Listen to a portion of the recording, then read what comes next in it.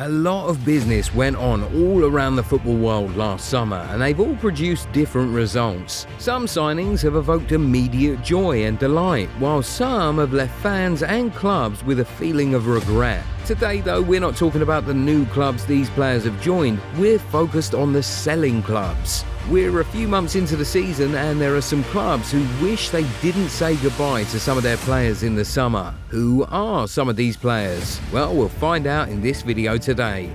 These are 7 players who should not have been let go this season.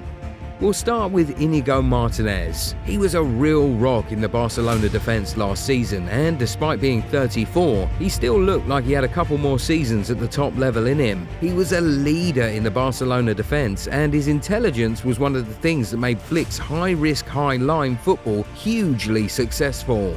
He paired perfectly with Cubarsí at centre-back last season and led Barcelona to a domestic treble. But without him, Barcelona have struggled in the defence this season, and that is evidenced in Flick having tried different players alongside Cubarsí at the heart of the defence. The teenage centre-back has been paired with Ronald Araujo, Eric Garcia, Andreas Christensen and even Gerard Martin this season. And we've seen centre-back changes at half-time one too many times. This alone shows that the coach has still not found his Inigo replacement.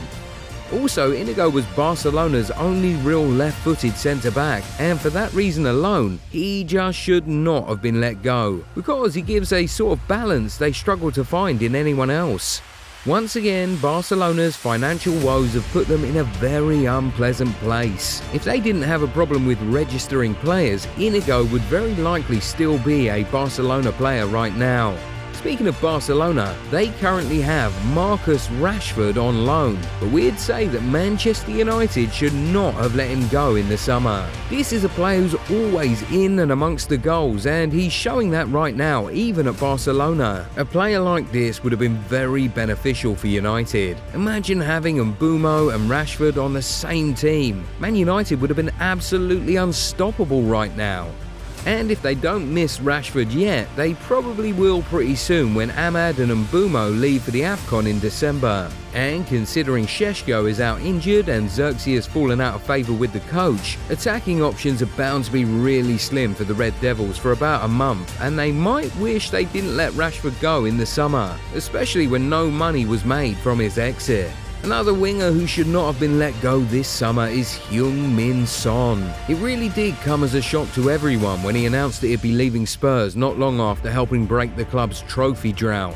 Yes, he didn't have the best campaign last season, but considering all he did for the club during his time there, Son deserved a far better farewell and not the abrupt exit he got towards the end of pre-season.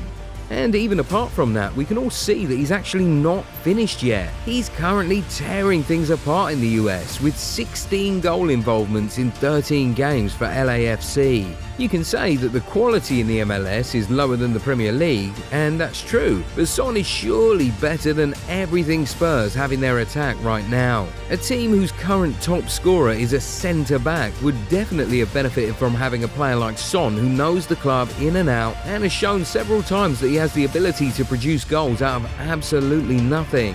Knowing they were going to change coaches, the club should have tried to keep Son and see how he'd do under a new manager. A legend like him deserved that much. Now they might be regretting letting him go.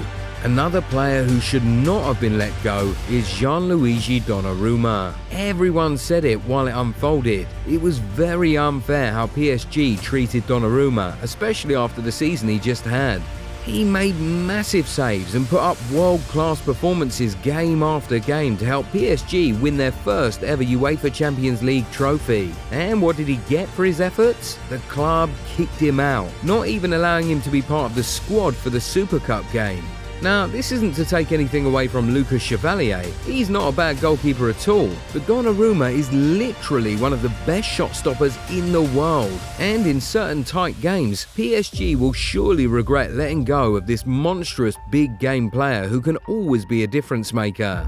Anyway, back to England. Nottingham Forest should definitely not have let Anthony Elanga go, and they're probably regretting that move so much right now. This is now one transfer that seems like horrible business for everyone. Forest wish they didn't sell him, and Newcastle wish they didn't sign him. The Swede is struggling at his new club, having failed to score in any of his first 18 appearances across all competitions. This is a player who was directly involved in 17 goals in the Premier League alone last season, and was third for most assists in the league, helping Forest to an impressive 7th place finish. This season, without him, Nottingham Forest seem to be struggling so much. Win against Liverpool aside, Forest have been terrible this season, and they find themselves just 1 point above the Premier League relegation zone and are at risk of crashing out of the league phase of the Europa League. Forest fans are probably thinking they'd have been in a much better place right now if they'd not sold Elanga in the summer. And it's probably worse when you remember that a huge chunk of the Elanga money was spent on Amari Hutchinson, who has still not started a single game for Forest this season. Moving on, Liverpool should certainly not have let Luis Diaz go in the summer. They thought that they could do without him because of the big names they were acquiring, but as it turns out, his absence has really rocked the team. The pressing structure, ball carrying, dribbling and chance creation all seem to have taken massive hits due to his absence. Now, we'll not be so ignorant to say that Luis Diaz's presence would have solved all of Liverpool's current problems, but it's not crazy to say that they would not have been this bad if the Colombian was still in the side. He just brings so much to any team that he's in. His drive, relentlessness and passion alone would have been very valuable in these tough times for the Reds.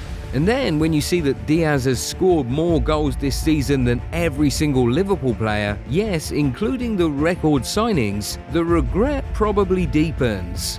Finally, West Ham should not have let go of Michail Antonio in the summer. First of all, it just wasn't a good look. He had been a great servant of the club for 10 years and had even been something of a legend there. But after his accident, they just let him go because it was convenient.